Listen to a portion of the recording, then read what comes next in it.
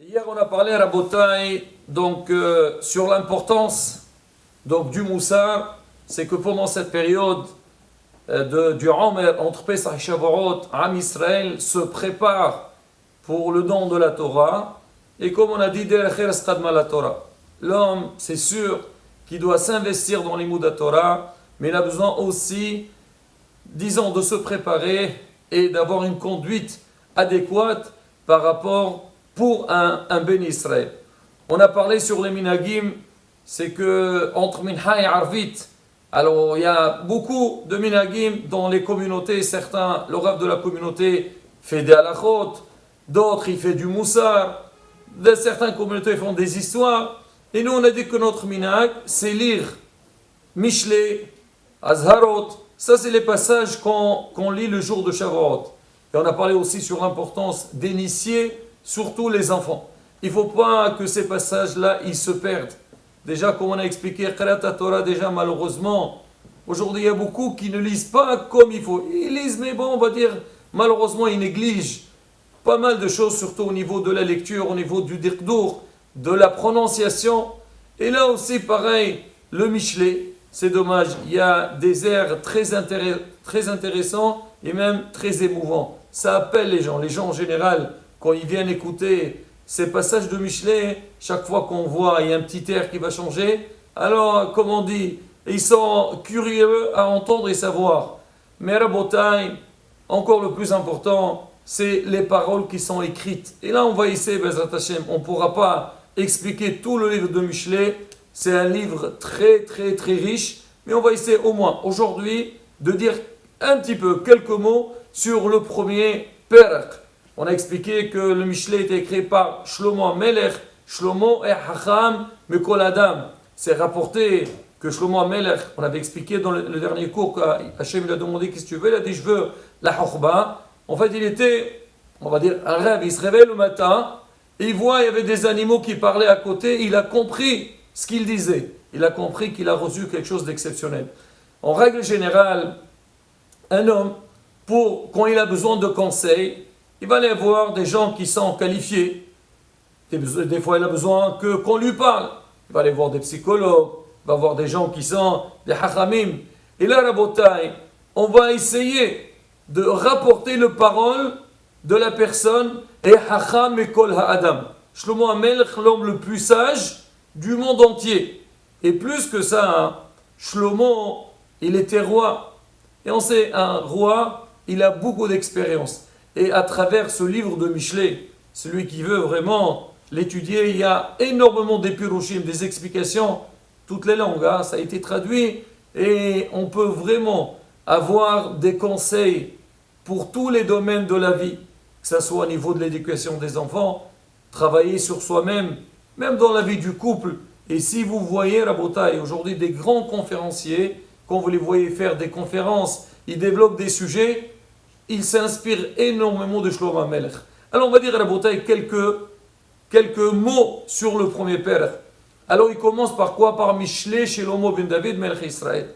Alors Shlomo HaMelech il présente donc son livre, donc les fables, les paraboles de Shlomo et des Mishlei. Pourquoi avec des Mishalim?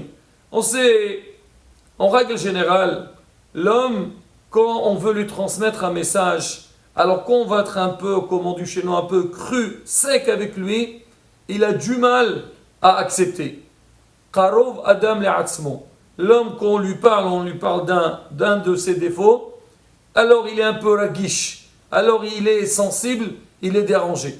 Alors comment faire pour transmettre un beau message? Alors c'est bien, quand tu vas lui parler, tu lui donnes un exemple, ou tu racontes une parabole, ou une petite histoire, et à la fin, lui-même, il va comprendre sa faute. Il va donner un jugement par rapport à ses actions.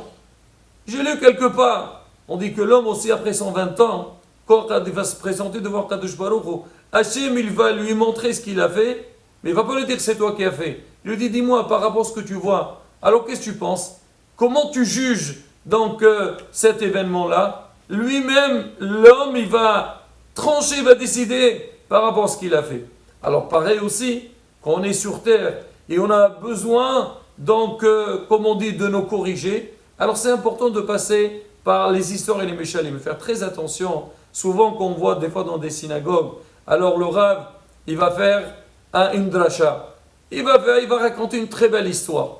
Les gens, ils adorent à la fin. Oh là là, l'histoire, elle est très belle. C'est vrai, l'histoire, elle est belle. Mais qu'est-ce qui sort derrière l'histoire? Derrière, il sort toujours mashal, venifshal.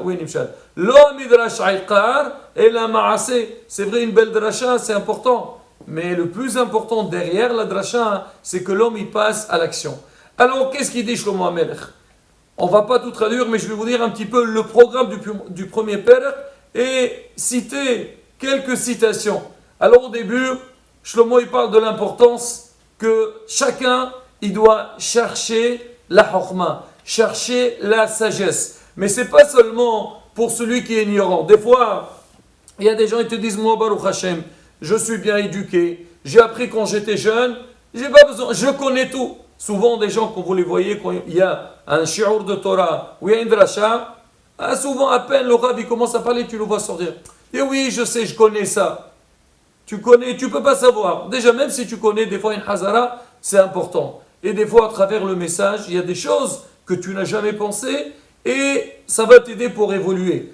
Shlomo HaMelech, alors, première des choses, il dit la da'a chokhma ou moussar le'aven imrevina, que l'homme, il doit comprendre le moussar, la sagesse et la tête liftaim urma, même.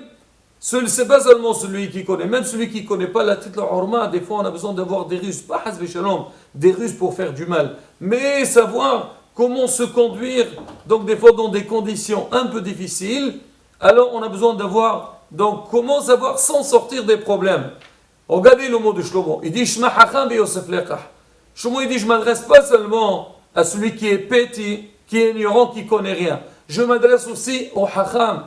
Parce que même si tu es hacham, tu as besoin des fois d'apprendre des choses nouvelles que tu ne connais pas. Et même des fois, malheureusement, l'homme, il peut avoir une chokhma, et des fois on peut dire cette chokhma, on appelle ça hacham lara. Tu as une chokhma, tu es très intelligent, mais malheureusement tu vas utiliser ton intelligence pour le mal. Shlomo HaMelech, il te dit non, Ishma hacham vi Yosef lekah. Tu vas apprendre pour devenir encore plus intelligent. C'est ce qu'on dit la Torah. Celui qui étudie la Torah, Torah notenet sam hayim le'oseha.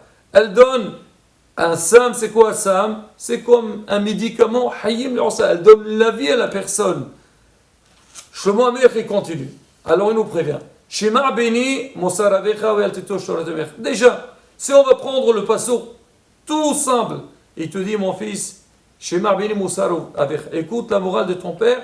Et ne dénigre pas, ne délaisse pas la Torah de ta mère. Malheureusement, aujourd'hui on vit dans une génération, c'est que, on va dire, la nouvelle génération a l'impression que les gens d'avant, c'est des gens qui sont arriérés. Et ils n'ont rien compris, ils ne comprennent rien de ce qui se passe. Et il vient te dire, Shlomo, non, on dit en arabe, les jaïd alik blela, jaïd alik bhila. Celui qui a une nuit de plus que toi, il a une idée de plus que toi. Alors c'est ce qu'il dit Shlomo HaMelech. Il te dit, mon fils, réfère-toi à tes parents. Mais bien sûr, on explique que ça aussi, c'est pas seulement au niveau des parents, mais on dit, c'est la massor d'avotin akdoshim. La massor, tout ce qu'on a reçu, donc Moshe Bil Torah Misinaï, les choses qui ont été nimsarim, qui ont été transmis, donc de père en fils, d'un rav à son élève. Et l'homme, il a besoin de revenir un petit peu sur les écrits et sur les messages de nos ancêtres. Alors, quand tu vas apprendre cette chokhma et ce moussar, il faut que ce soit quelque chose, mais la veotra, quelque chose qui va t'accompagner tout le long de ta vie. Ça veut dire, quand un homme, il va apprendre, il faut savoir, d'accord, des fois quelqu'un, il vient et il dit, oui, on a fait un cours exceptionnel. Mais quand tu as fini ce cours-là, est-ce que tu essayes d'exercer ce que tu as fait? Ou stam, tu as fait comme si quelqu'un écoutait une belle chanson. Ah, elle est belle la chanson, et après c'est fini, on passe à autre chose. Non, la Torah, c'est pas ça. L'homme, l'ilmod, l'amed, l'ishmor, vela asot. Soit comme quelqu'un qui va porter un bijou sur lui, donc c'est paroles de Torah. Alors maintenant, Shlomo HaMelech, il nous dit, fais attention.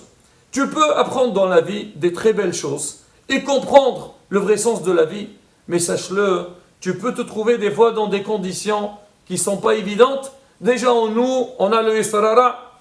C'est marqué Milhama, l'homme, le ulam, yargiz Adam, Israto al Israra. Dès que tu tapes le matin, Israra, il vient, le mauvais instinct, il vient chez toi, il veut te perturber, il veut te pousser de faire du mal. Mais en dehors de ça, des fois, Israra, il n'a pas besoin de faire de travail. Pourquoi? Parce que des fois, on nous met dans des conditions que malheureusement, l'entourage dans lequel on se trouve, il va nous pousser, il va nous induire de faire du mal. Vient Shlomo te dire, béni, mon fils. Regardez le langage, béni, mon fils. Ça aussi, quand tu parles avec quelqu'un, toujours essaye de le rapprocher vers toi. Mon ami, mon fils, ça c'est comme ça, il est doux, il a envie de t'écouter. Et mes fatocha hattaim, s'ils viennent les hattaim, les fauteurs, le pécheur, ils viennent te tourner la tête. Al-Tové, fais attention, il ne faut pas accepter, n'aie pas peur. Ils viennent te dire de faire des choses qui sont mauvaises. Alors ils te disent, tu sais, tu vas gagner beaucoup. On va gagner beaucoup d'argent. On va être très riche. Et sache-le, toi aussi tu as une part avec nous. Ton sort il sera avec nous. On aura tous la même chose. Souvent, combien de fois on voit des enfants, les pauvres, des enfants tout gentils.